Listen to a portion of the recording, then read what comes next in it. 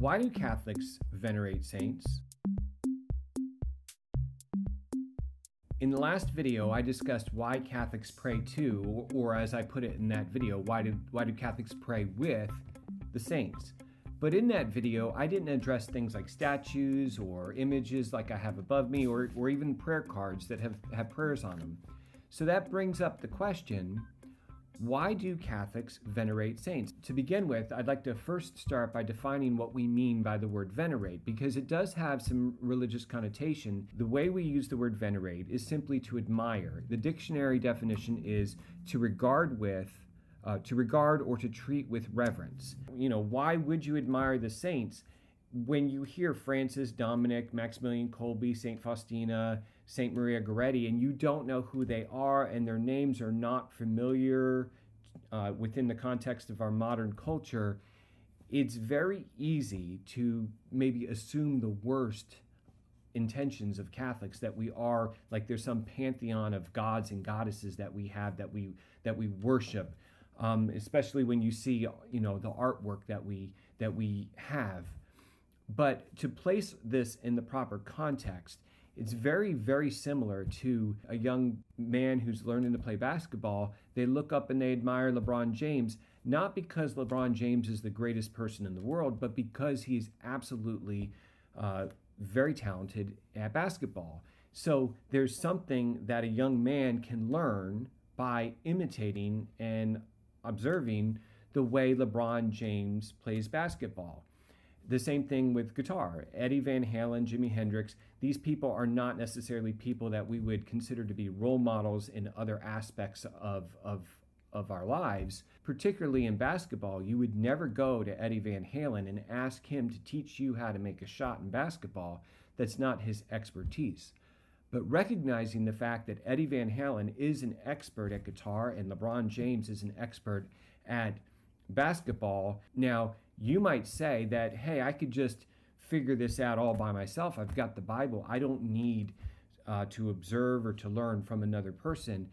But I would challenge you on that, because you and I have done that. You and I each have gone in the backyard and we have lobbed the ball up at the hoop a gazillion times. We practiced making three-point shots in the backyard. And to this point, neither of us have ever accomplished anything in basketball at all, whereas LeBron James has absolutely excelled in the sport. So clearly the results demonstrate the point I'm trying to make.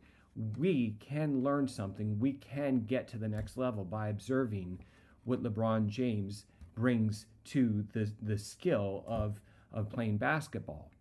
That's the proper context to view the saints. Why are we admiring these saints? Well, these saints have gone before us in the faith, and they have learned from the Bible how to grow in their faith. And in that, they demonstrated through whether it was their particular ministry or the books that they wrote or whatever they taught, they demonstrated the growth that they experienced. By ignoring that, it's like we're just going in the backyard and lobbing the basketball up at the hoop, hoping that we can figure it out all by ourselves. Why would you ever want to do that? Why would you not want to take the time to read what they wrote and kind of pick up where they left off, and maybe something that they learned through their struggles can help you get to the next level in your spiritual life? So I think the idea of venerating the saints is just kind of an acknowledgement of human nature, that we need teachers. When we're small children, we need a teacher to teach us how to read. When we're teenagers and we want to play basketball, we need a coach to teach us how the technique of how to shoot a basketball. When we get our first guitar, we need to start taking guitar lessons.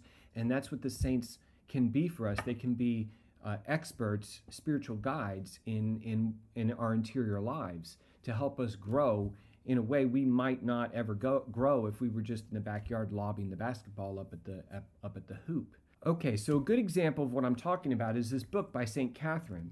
So she wrote down in this book what she was experiencing in her own faith life. And by reading this book, it can help us grow in our interior lives as well. But some people, they might say, hey, I don't need St. Catherine. I've got the Bible alone. That's all I need. And I just don't understand that, because I got this book at Barnes & Noble at the end of a long aisle of books. It was in like a little token Catholic section, like 3 or 4 books. That aisle was filled with hundreds and hundreds of books by authors like Joyce Meyer, Max Lucado, T.D. Jakes, Sarah Young, hundreds of them. Somebody's buying those books, right? So this idea of learning from Christian teachers, it's not a crazy Catholic idea, right? As Catholics, it's important that we are always studying our faith, especially apologetics. We've assembled a list of the 10 essential apologetics books that every Catholic must read. To get your copy of that list, follow the link in the description. Thank you for watching this video, and we will see you in the next one.